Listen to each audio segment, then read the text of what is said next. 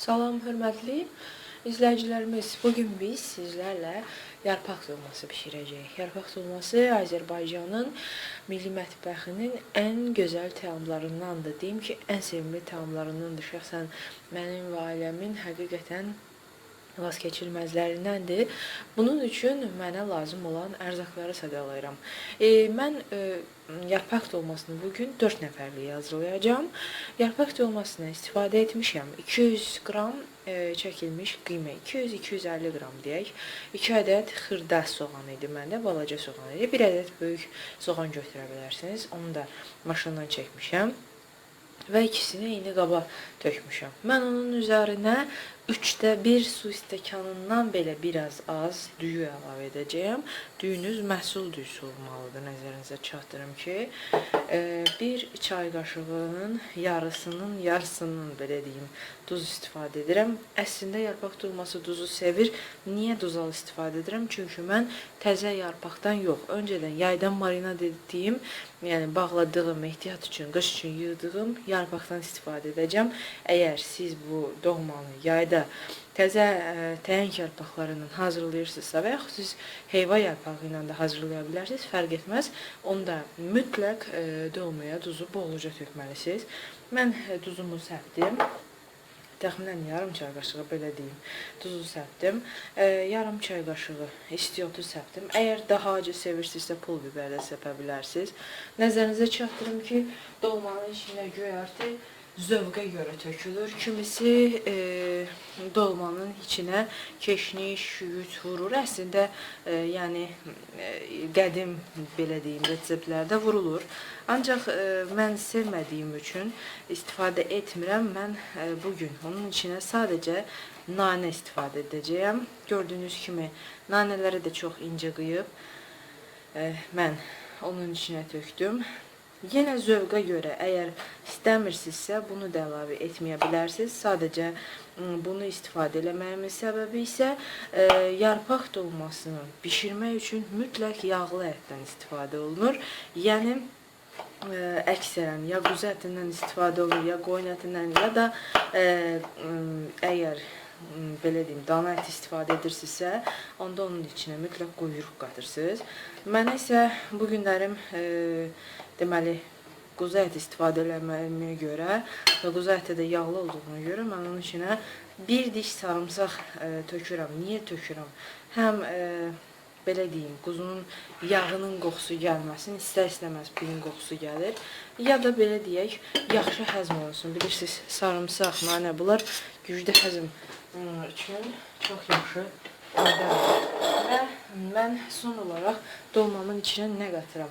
Təxminən 50-60 qram yağı əridəcəm kənarda və ərinmiş yağı da əlavə edəcəm. Əgər sizin ətiniz çox yağlıdırsa, belə deyim, ətinizin 1/3 hissəsi quyruqdursa, onda bunu eləməyə bilərsiniz. Çünki onsuz da ən sonunda biz dolmanın üzərinə 1-2 xırda nazik qıça yağ qoyacağıq.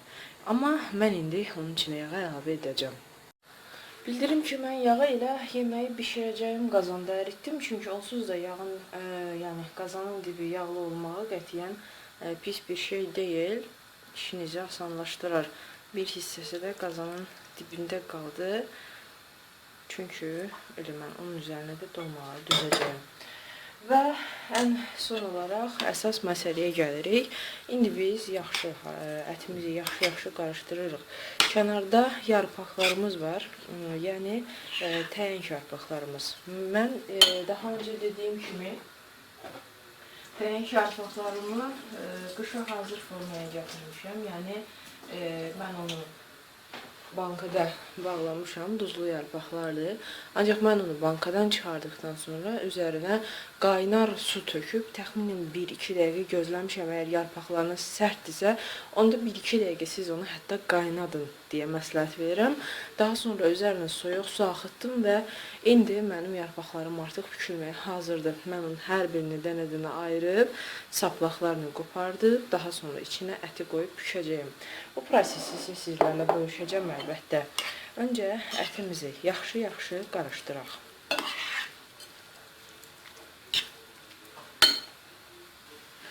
Bəli, əti qarışdırdıq, qoyduq kənara. İndi biz yarpaqları bükülmək vəziyyətinə hazır gətirəcəyik.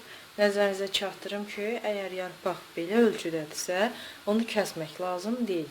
Yox, əgər yarpaq 2 boydadırsa, onda yarpağı 2 yerə bölməyiniz məsləhət görünür ki, dolmalarınız çox iri və çox eybəcər görünməsin. 2 yerə bölmə prosesini isə bu şəkildə aparmalısınız. Bildirim ki, keçmişdə xalalarımız, nənələrimiz, analarımız dolmanı çox xırda bükürdülər. Bugün müasir deyim, gənc tayfa mı deyim, dolmanı biraz iri bükür. Mən də təəssüf ki, onlardanam. Ancaq əlbəttə nə qədər xırda büksəniz, o qədər daha ləzzətli olar. Deməli, dolmanı bükmək üçün yarpağın mütləq gözəl, parlaq üzü alta qalmalıdır. Çirkin deyim sifətinə əti qoyuruq. Daha sonra yarpağı üzü aşağı fırlamaqla əti birinci bağlayırıq. Daha sonra bu hissəni, sonra bu hissəni üst-üstə keçirdirik. Zərf forması belə deyin alınır. Sonra çox da boş olmamalıdır və çox da sərt olmasın, yarpağınız patlayar. Bu şəkildə dolmanı bükürük. Mən sizə indi dolmanı bükməyin başqa yolunu da göstərəcəm. O dolma dördbucaq olur. Bu dolma uzunsov olur. Deməli, dördbucaq dolmanı bükmək üçünsə yarpağı qoyuruq. Gəlin, eyni formalı yarpaq qoyum ki, işiniz asan olsun. Yarpağı yenə eyni şəkildə gözəl parlaq tərəfi taxtaya, çirkin tərəfi isə üzümüzə tərəf olur. Təxminən 1 çay qaşığından biraz az, deyim yarım çay qaşığı ət qoyuruq. Öncə bu tərəfi, sonra bu tərəfi, daha sonra bu tərəfi. Çirkin qırın-qırtıq hissələrin alta bükün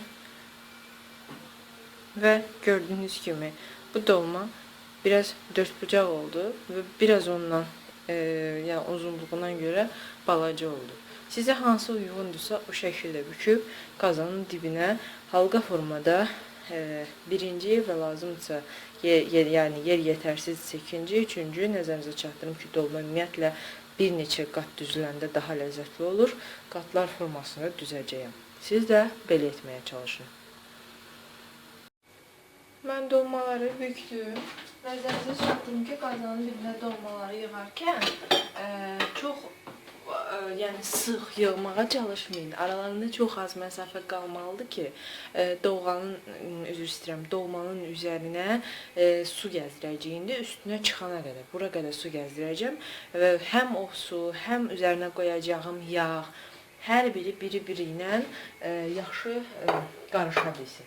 Mən indi dolmamın üzərinə yağları da qoyuram. Nəzərinizə çatdırım ki, içinə yetərincə yağ aldığımıza görə çox yağ istifadə eləmək lazım deyil. Yenə elə 50-60 qram yetərli olacaqdır. Yağı qoyduqdan sonra isə üzərinə çıxacaq qədər su əlavə edəcəm. Ancaq suyu əlavə etməzdən əvvəl mütləq dolmanın üzərinə tərs keçəcək şəkildə bir boşqab götürürük. Boşqabı dolmanın üzərinə görüm qazana girəcəkmi? Hə, girdi. Tərsinə bu şəkildə qoyuruq. Bu dolmanın qaynadığı müddətdə açılmamağını deməli gətirib çıxarır. Biz yağımızı qoyduq. İndi dolmanın üzərinə su da gəzdirəcəyik. Su gəzdirəndən sonra onu qazın üstünə qoyacağıq. Nəzərinizə çatdırım ki, dolmanı qazın üstünə qoyarkən öncə yüksək xod verib təxminən qaynamağını gözləyəcək. Qaynadıqdan sonra xodunu alıb minimum 15-20 dəqiqə çox həzin xodda yağa düşüb bişməyini gözləməyiniz lazımdır. Başa düşürəm, bu ləzzəti çox tez yemək istəyirsiniz, ancaq azacıq gözləsəniz daha mükəmməl ləzzət əldə edə bilərsiniz. Dolmanın yanında servis eləmək üçünsə mütləq sarımsaqlı qatıq və yaxud sadə qatıq məsləhət görünür. Mən indi dolmamı qazın üzərinə qoyacağam, gedirəm sarımsaq qatığı düzəltməyə. Siz isə biraz gözləyin, çünki nəticəni sizinlə mütləq bölüşəcəm. Boşqaba düzülmüş, servisə hazır mükəmməl dadlı dolmaların son görüntüsünü sizlərlə bölüşdükdən sonra isə vidalaşmağa hazır olacaq. İndi isə dolmaları aparaq bişməyə. Əziz ləzzət sevərlər, dolmamız artıq hazırdır. Mən onu servis etmişəm. Əgər videolarımızı bəyənirsinizsə, kanalımıza abunə olmağı unutmayın.